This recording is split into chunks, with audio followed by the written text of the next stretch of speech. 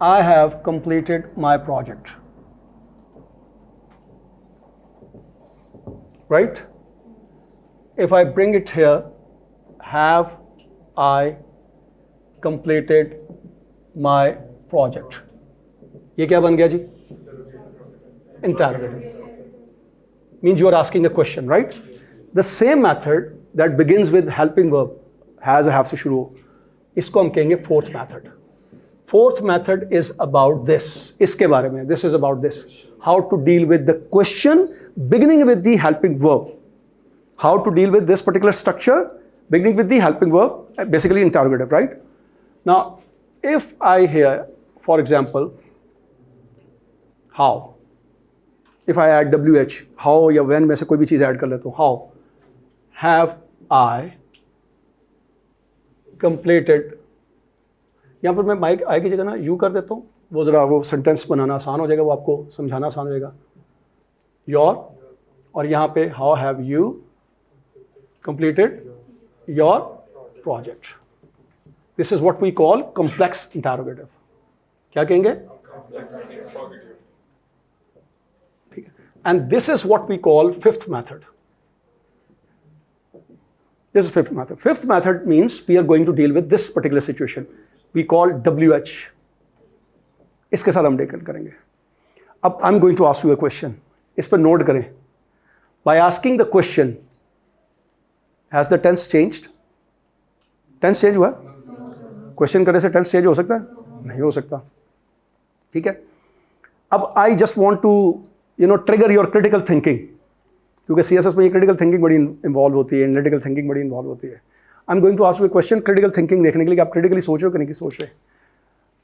Just when you have said कि जी question करने से tense change नहीं होता. What indirectly I want to tell you, what is my intention to tell you behind this? जब मैं आपसे ये पूछ रहा हूँ, indirectly मैं आपको क्या बताना चाह रहा हूँ? कुछ guess कर सकते हैं? Looking at the previous lecture, the previous part of the lecture, what actually I intend to draw your attention towards or make you realize? हाँ? Subject और object का जो use है वो हम यहाँ पर different. नहीं, आप बताओ. Yes, clapping for this girl. Clap.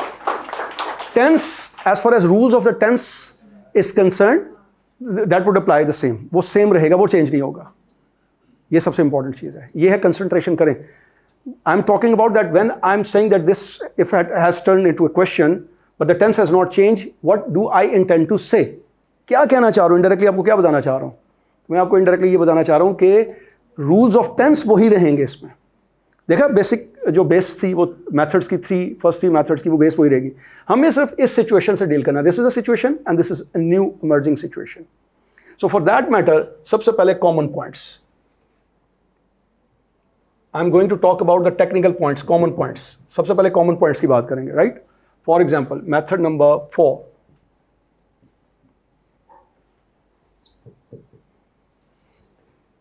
When I am writing here method number 4, आपके ज़हन में ये होना चाहिए, ओके?